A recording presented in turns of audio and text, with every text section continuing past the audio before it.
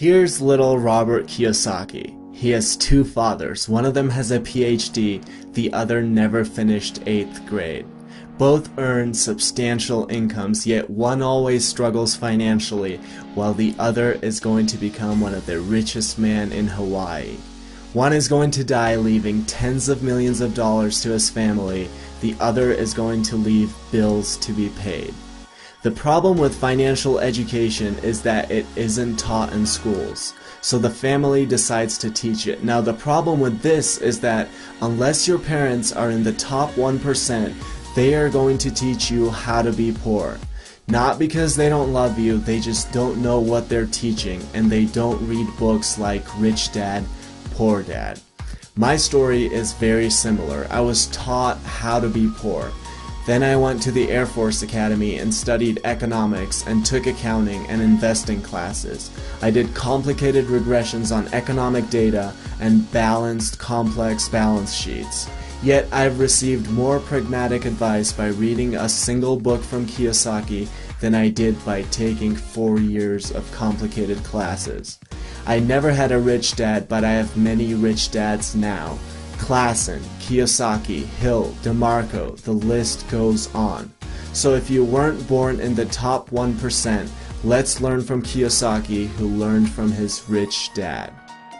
You have to know these two words, assets and liabilities. Now, forget what you might have learned in your accounting classes. We're going to define them in very simple terms. An asset is anything that puts money in your pocket. A liability is anything that takes money from your pocket. Anything can be an asset or a liability. If you own a house and it eats $1,000 a month, then it's a liability. If you own a house and it brings in $1,000 a month, then it's an asset. Assets are things like businesses, real estate, paper assets, things like stocks and bonds. Here's why knowing this distinction is so important. Really try to focus on this. The poor only have expenses. The rich buy assets. And the middle class buy liabilities that they think are assets.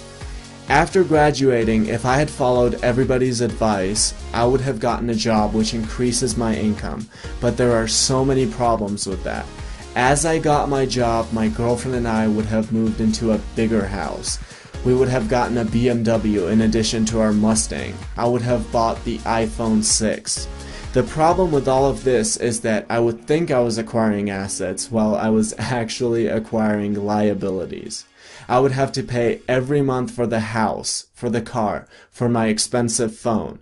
In essence, unless you make a paradigm shift about what you do with your money, which is to buy actual assets, no matter how much income you earn from your job, you will just match it with your liabilities and expenses.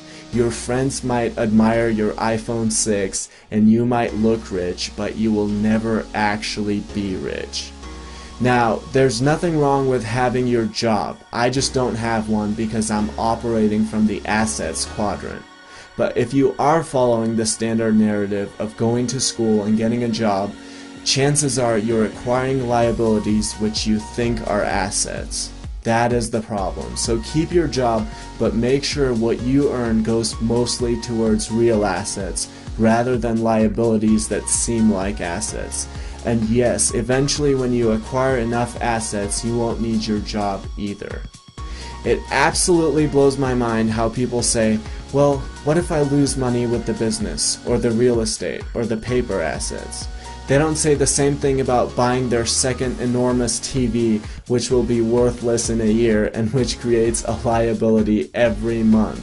I would rather lose all of my money starting a business than lose it by buying yet another TV I don't need. Even if I lost all my money, the lessons learned from starting a business would be infinitely more valuable than watching Dr. Phil. Here's another problem. It's not how much money you make, it's how much money you keep. If I told you I was going to pay you $1 million a month, but then I took away $999,999, you'd have to be an idiot if you said you were making $1 million. My dad told me, become a doctor and you will be rich. Yet a doctor pays a half or even more of what he earns just to the government. You get taxed when you earn, you get taxed when you spend, you get taxed when you save, and guess what? You get taxed when you die. On the other hand, you could operate from the assets quadrant and pay sometimes 0% in taxes. I have doctor friends who are more financially anxious than my absolutely broke friends. Here's a short history of taxation. Years ago, there was no tax, in Great Britain or in the United States. It amazes me how so many people don't realize this. The government would sometimes collect tax during civil wars and extreme cases, but there was no actual tax. Well, the government realized that the poor and the middle class were idiots. The masses looked up to the idiotic story of Robin Hood and actually admired it. So the government decided it was going to leverage that. It said, hey guys, let's put a tax on the rich so you idiots can get more money from them. Well, of course, all the idiots agreed and voted for it. The problem is that the government's greed grew bigger and bigger until the taxation trickled down to everyone, including the poor. But the rich didn't care. They were too smart for little Robin Hood. They easily found ways to avoid being robbed of their hard-earned money. So it actually hurt the idiots in the end, the poor and the middle class. That is why Warren Buffett pays lower tax rate than his secretary. I was born in 1992 in the Republic of Georgia, right after the breakup of the Soviet Union. If you think I worked my ass off in poverty for 2 decades, so one day I could come to another communist state, you must be out of your mind. You must be out of your mind if you think I'm going to share over half of what I earn with blood and sweat with people who want to sit on their ass and watch TV all day and collect the benefits the government hands out to them so they can get re-elected. The rich are too smart for this. Yes, I'm going to buy my BMW. I'm just going to buy it for my corporation. A poor person thinks of a bunch of buildings when he thinks of a corporation, when in reality it's really a folder full of papers. A folder full of papers that allows the rich to make all the expenses and then pay the taxes at the end. So the rich will never actually be affected by any of this. It will always come down to the middle and the upper middle class, the people who work the hardest to pay for the benefits of the person with a bag of chips in one hand and a remote in the other.